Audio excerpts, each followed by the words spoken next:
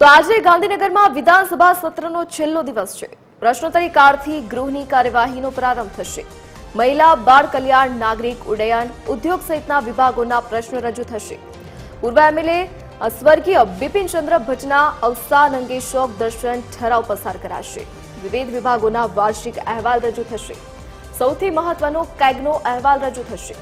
જમીન મહેસૂલ સુધારા વિધેયક, ગૌવંશ સંવર્ધન વિધેયક અને મત્સ્ય ઉદ્યોગ વિધેયક રજૂ થશે। ધારાસભ્ય ભગાભાઈ બારડ સંકલ્પ કરશે રજૂ વિકસિત। ગુજરાત એક્ટ 2047ના વિઝનને સાકાર કરવા ગુજરાત પ્રતિબદ્ધ હોવાનો સંકલ્પ રજૂ કરશે।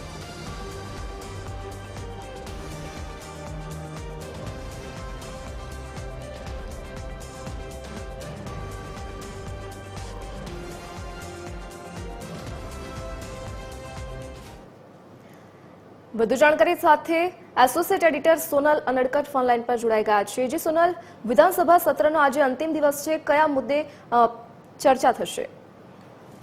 જી આજે વિધાનસભા સત્રનો છેલ્લો દિવસ છે। છેલ્લા 1 મહિના કરતા વધુ સમયથી જે આ સત્ર છે તે આયોજિત થઈ રહ્યું હતું અને આજે છેલ્લા દિવસે પણ પ્રશ્નોત્તરી કાળથી ગૃહની કાર્યવાહીનો પ્રારંભ થશે, જેમાં મહિલા અને બાળ કલ્યાણ વિભાગ, નાગરિક ઉડ્ડયન, ઉદ્યોગો, લઘુ ઉદ્યોગો સહિતના જે વિભાગો છે તેના પ્રશ્નો રજૂ થશે અને મંત્રીઓ તેના જવાબ આપશે।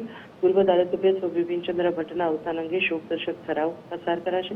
વિવિધ વિભાગોના વાર્ષિક અહેવાલ રજૂ થશે અને સાથે સાથે સૌથી મહત્વનો કેગનો અહેવાલ રજૂ થશે, જેમાં સરકાર તરફથી જે પણ વિભાગોમાં ક્ષતિઓ રાખવામાં આવી હોય તે આજે ગૃહમાં ઉજાગર થશે અને સાથે સાથે જે શક્યતા એવી પણ છે કે વિપક્ષ કેગના રિપોર્ટ મામલે સરકારને આજે ઘેરી શકે છે।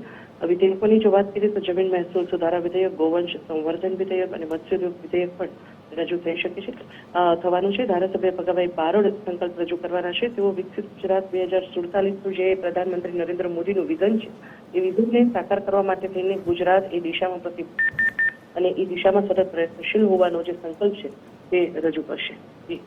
જી સોનલ, વિગત બદલ આપનો આભાર।